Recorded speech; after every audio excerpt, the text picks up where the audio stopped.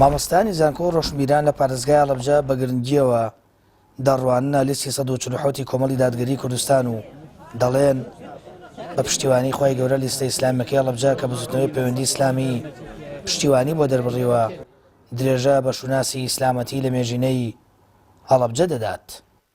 ئەمە هەوڵێکە و هەوڵێکی جەوهەری و گرنگە کەوا لەبری ئەوەی بە چەند لیستێکی ئیسلامی داوەزن. ئێستا لیستی ئیسلامی چەندانەیەک پێکەوەی کیانگرتووە، دوو لیستی ئیسلامی کە لە ناو لیستی کۆمەڵی دادگەریە خۆیانە بینەوە. ئەمەم پێم وابێ هەوڵێکی گەورەیە و هەوڵێکی گرنگە بۆ گێڕانەوەی شوناسی ئیسلامی شاری هەڵەبجە کە وە هەوڵێکی زۆر زۆر جدیە.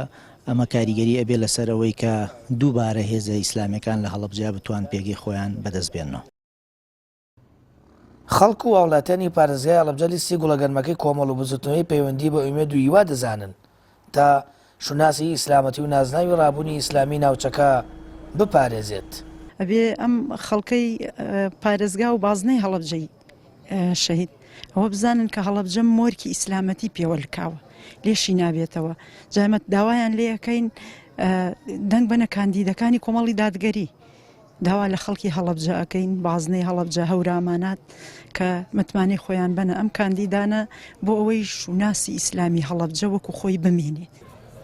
بانگەشی لیستی 147 کۆمەڵی دادگەری کوردستان لە پارێزگای هەڵەبجە دەستی پێکردووە و 5 کەسی خزمەتکاری ڕابوونی ئیسلامی کاندید کردووە.